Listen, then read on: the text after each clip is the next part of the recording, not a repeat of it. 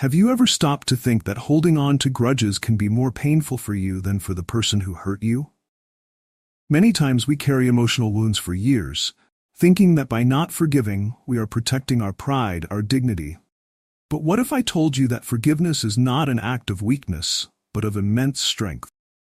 Contrary to what many believe, forgiveness does not mean ignoring the pain you felt or minimizing the gravity of what happened. In fact, forgiveness is the most powerful way to regain control of your life. Think about it.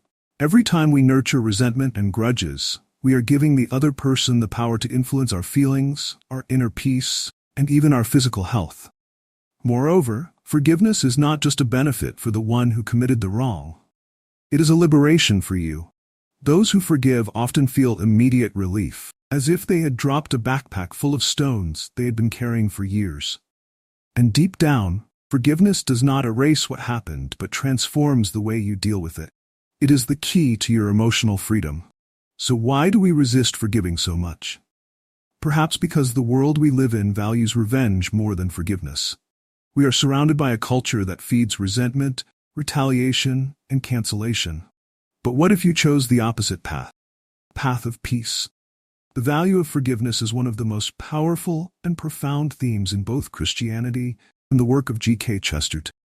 Yet it remains one of the most challenging concepts to put into practice in our daily lives. We have all been through situations where we were hurt, betrayed, or wronged. In those moments, our first reaction is often not forgiveness. On the contrary, the desire for revenge, or quick justice, or even to cut all ties with the person who hurt us, can seem much more natural. But does this path, so common and almost instinctive, really bring peace and liberation? Chesterton, in his Reflections on Human Nature and Christian Practice, challenges us to see forgiveness in a completely different way. For him, forgiveness is not a sign of weakness or submission, but one of the greatest displays of strength a person can show. Chesterton reminds us, in his work, The Everlasting Man, that Christianity brought to the world a radical idea of forgiveness, something that often contradicts common human logic. Forgiveness, instead of being a simple act of ignoring or tolerating evil, is an active force that challenges the nature of vengeance and retribution. Chesterton understood that Christianity proposed a form of forgiveness that does not deny justice but transcends it. When Jesus preached about forgiveness, he was offering a new way to see human relationships. And that's what we want to explore in this video. Forgiveness as an act of strength, transformation, and liberation. When we look at the world around us, we see that modern culture often values resentment and retaliation. The so-called cancel culture reflects this.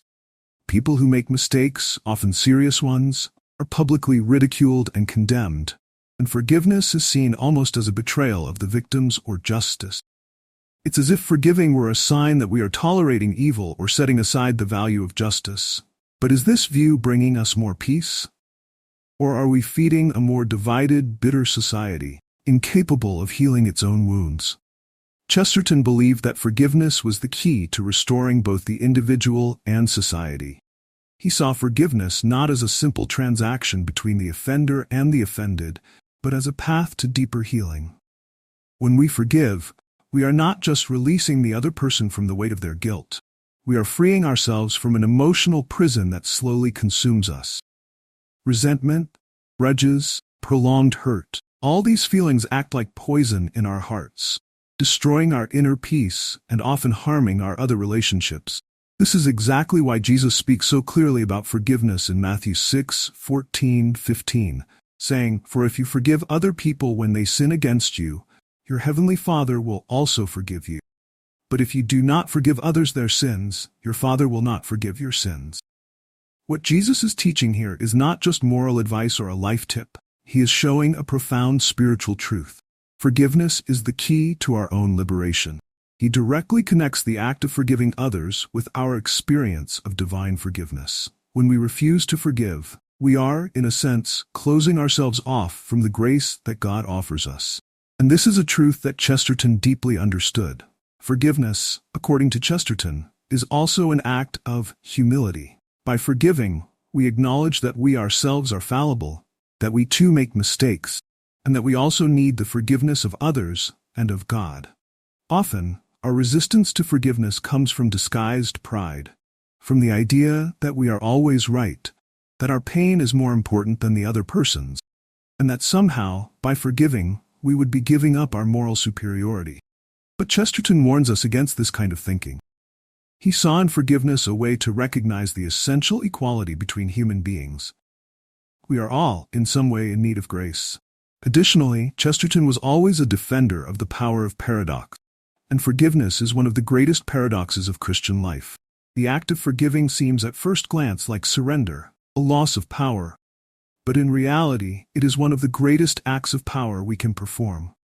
When we choose to forgive, we are breaking the cycle of hatred, vengeance, and resentment, can extend for generations.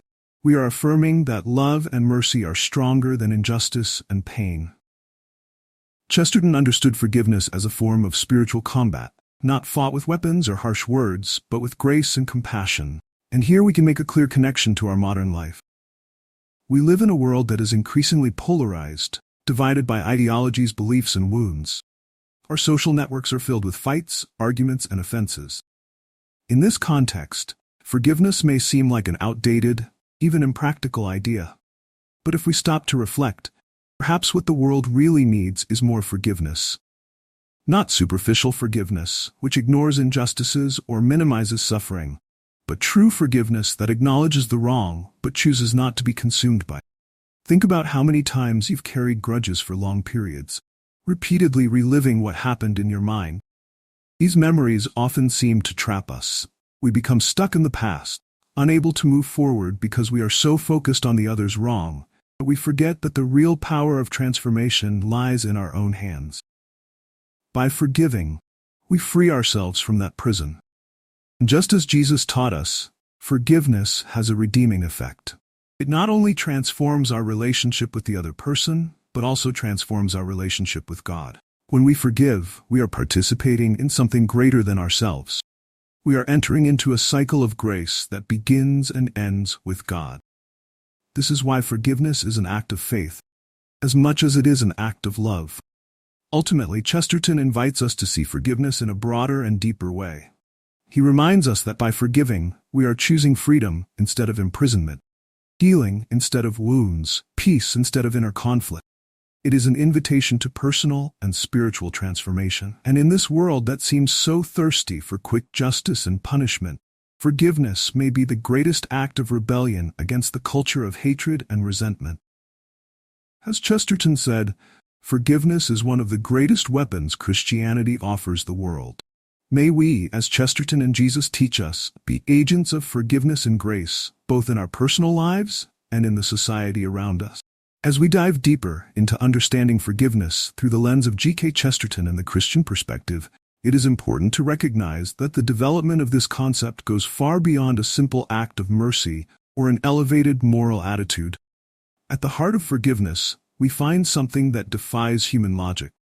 A paradox between justice and grace, between retribution and compassion.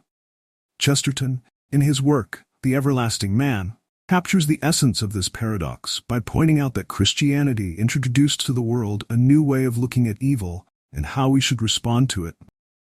For him, forgiveness is not just an emotional response, but a spiritual practice that requires strength and a deep understanding of human nature. When we talk about forgiveness, the first challenge we often face is internal resistance. We are conditioned, both by our nature and by the society around us, to desire retribution when we are hurt. This desire is deeply rooted in the human need for justice. When someone hurts us, we want to see that person pay for their actions in one way or another. This is a natural and understandable response, but this is exactly where the challenge of forgiveness comes in. Chesterton reminds us that Christianity does not seek to deny justice, but to transcend this immediate need for revenge in favor of something deeper: healing and restoration. Stay with me until the end to understand how forgiveness can be the key to breaking this cycle of pain and finding true peace. Forgiveness, therefore, is not the denial of justice, but a way to break the cycle of pain and resentment that can consume us. In his reflections, Chesterton places forgiveness as a kind of holy war, not against others but against the destructive feelings that reside within us.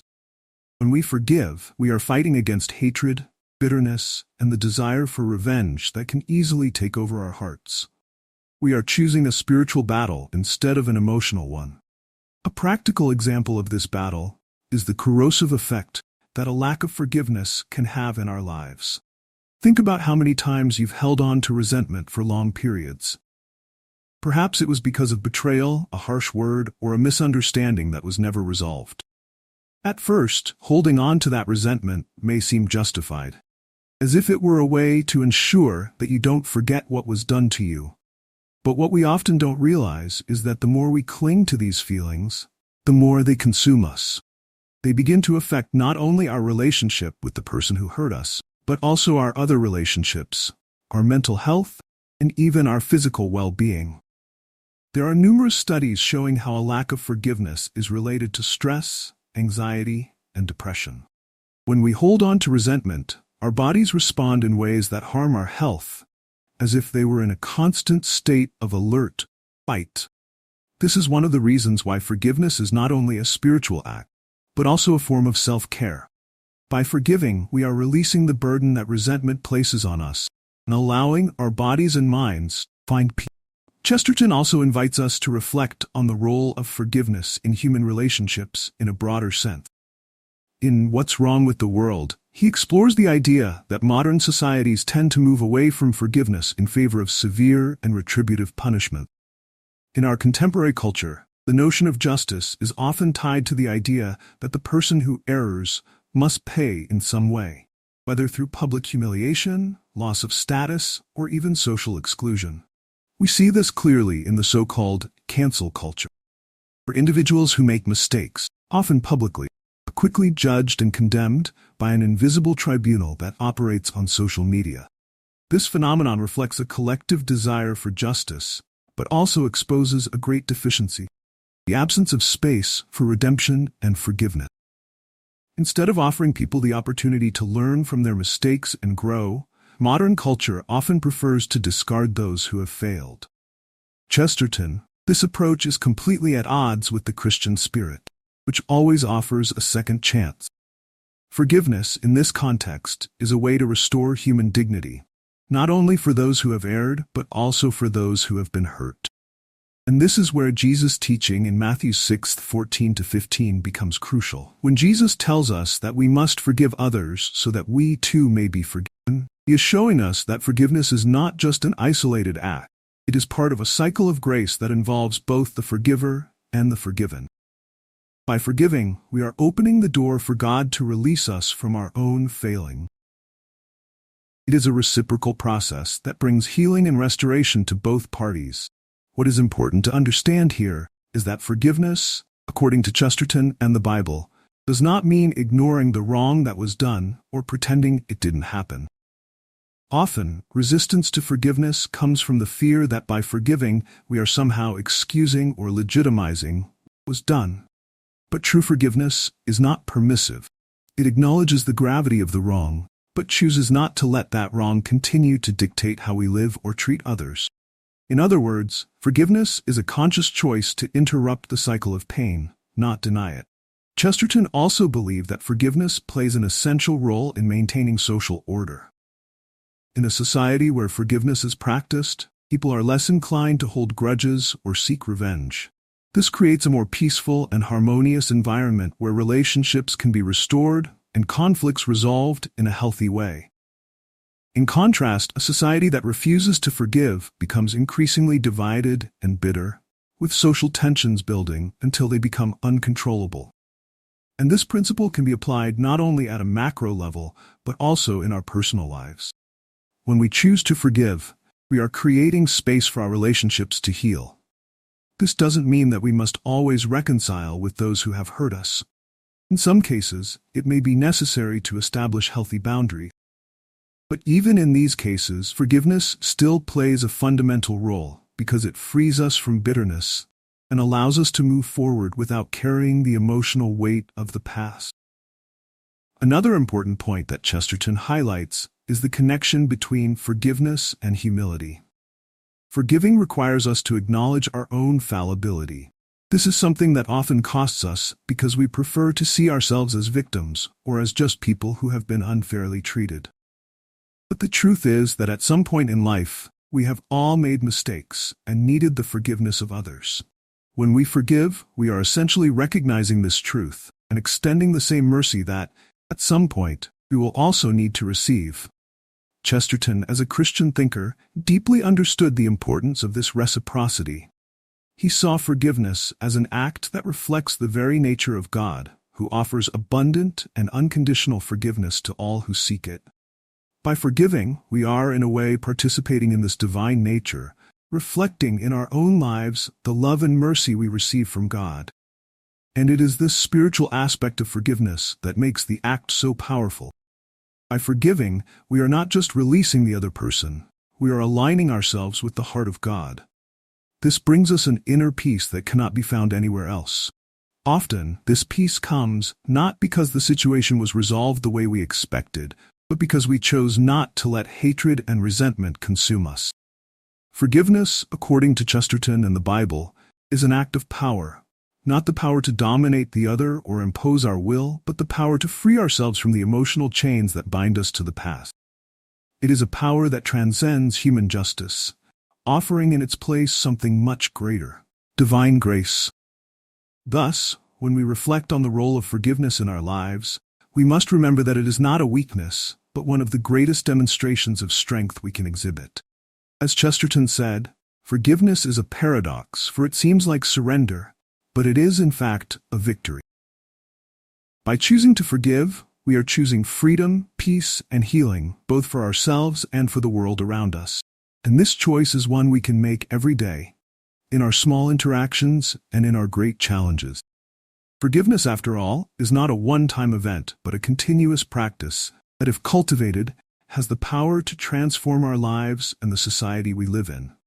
We have reached the most crucial point of this journey of reflection on forgiveness. Until now, we have explored the depth of forgiveness in the works of G.K. Chesterton, its spiritual importance, and the challenges it presents to human nature. But now, it's time to bring all of this to the climax of this narrative and truly understand what's at stake when we decide or not forgive. And the great revelation is this: forgiveness is not a gift we give to the other person. It is a gift we give to ourselves. Imagine for a moment that forgiveness is a key we hold in our hands, but one we often hesitate to use. Why? Because we believe that by holding on to our hurts and resentments, we are protecting our dignity or our sense of justice. But in reality, this key, forgiveness, is what can free us from the emotional prison we often place ourselves in. When we do not forgive, we are the ones who remain trapped in cycles of bitterness, pain, and resentment that only consume us, while the person who hurt us may no longer even be thinking about what they did. Chesterton understood this truth clearly. He saw forgiveness as liberation, not just from the other person, but from ourselves. By forgiving, we are letting go of the burden we carry, allowing peace to enter our hearts. And this is something profoundly liberating.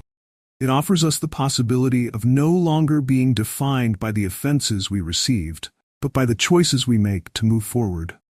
When we forgive, we affirm our ability to live in freedom, instead of being chained to the past. And here is the great irony, the paradox that Chesterton loved so much to explore. Forgiveness may seem like weakness to many, but it is, in fact, the most powerful act we can perform. Not because it nullifies what happened or reverses the circumstances, but because it puts us back in control of our emotional and spiritual lives. Choosing to forgive is choosing peace over inner conflict. It is choosing healing over wounds. When we forgive, we are not allowing evil to prevail. We are declaring that evil no longer has power over us. And this is exactly what Jesus taught when he spoke about forgiveness in Matthew 6, verse 14 to 15. He knew that forgiveness has the power to break the cycles of pain that bind us and open us to something much greater, the grace of God. It is at this climactic moment that we realize that forgiveness is not only a spiritual necessity, but an act of personal renewal. It is the way we, fallible and broken beings, can begin to restore our inner peace and experience true freedom. Chesterton also shows us that forgiveness is a courageous choice. In the world we live in, where revenge is often glorified and cancel culture is on the rise, forgiveness seems like a subversive act. It is almost a form of rebellion against the mentality that preaches that we must hold grudges and demand retribution for every offense. But contrary to what this mentality suggests, forgiving does not mean giving up on justice. Forgiving means trusting that true justice is not in our hands, but in God's. It means choosing not to let the other person's wrong define us, to move forward, leaving behind the weight of the past. The climax of this reflection on forgiveness is therefore a choice between carrying the weight of resentment or releasing that burden and moving forward lightly. Forgiving is not easy. In fact, it may be one of the hardest things we are called to do, but it is also one of the most rewarding. If you've made it this far, you are about to discover how this powerful decision to forgive can bring a sense of freedom and relief that you may have never experienced before. When we forgive, we are not just closing a painful chapter of our lives, we are creating space for a new story of peace, growth, and redemption. So here is the moment of revelation. Forgiveness is more than an action. It is a path to true freedom. It is the choice not to remain prisoners of our past, but to become agents of our own healing. When we understand this, we realize that forgiveness is not a weakness, nor a favor we do for another person. It is the transformative force that frees us to live fully without the emotional chains that so often imprison us. We have reached the most important point of this journey. Forgiveness is not just about the other person. It is about us. We have reached the end of this journey of reflection on forgiveness. A concept that, as we have seen, is much deeper and more powerful than it may appear at first glance. Throughout this conversation, we have explored how G.K. Chesterton, through his works and the Bible, especially in the teachings of Jesus, invite us to see forgiveness in a new and transformative way. And now, at this moment of conclusion, it is important to tie all these ideas together and reflect on what we can take into our practical lives. Forgiveness, as we have realized, is not an easy choice. It challenges our immediate logic, our instinct for self-protection, and our desire for quick justice. But it is, without a doubt, one of the greatest expressions of spiritual and emotional strength we can experience. Chesterton showed us that forgiveness is one of life's greatest paradoxes. It seems like surrender, but it is in fact a victory. A victory over resentment, over pain, and often over ourselves. When we forgive, we are choosing peace. Not superficial peace, but inner peace that frees our hearts and minds from being prisoners of the hurts of the past. It is an act of personal liberation, but also a reflection of the divine grace we receive. Jesus taught us that just as we need God's forgiveness, we are also called to forgive others. And this act of forgiving is a manifestation of humility, of recognizing that we are all imperfect and in need of forgiveness. And here's the great truth. At the end of the day, forgiveness is not just a moral responsibility or a spiritual choice. It is an opportunity for healing and transformation. It is a key that frees us from an invisible prison that we often build around ourselves. When we choose to forgive, we are breaking the chains of resentment and opening space for new possibilities, for the renewal of our relationships, and above all, for our own inner peace. So, my question for you now is, whom do you need to forgive today? What situation, big or small, is weighing on your heart, keeping you tied to the past? It could be a broken relationship, betrayal, or even a grudge you've been nurturing for years. Whatever it is, the invitation that Chesterton and the Bible extend to us is this: choose the path of forgiveness. Not because it is easy, but because it is the path that leads to true freedom. By choosing to forgive, we are choosing to let go of the emotional weight that prevents us from living fully. Ultimately, we are choosing life, a life of peace, lightness, and grace. And that is something we all deserve. May this video serve as a reminder that forgiveness, though challenging, is a choice that brings healing. May we have the courage to forgive, to free ourselves from hurt, and to live with more peace and purpose. The strength of forgiveness lies not only in its ability to heal the other person, but most importantly, in its ability to heal us.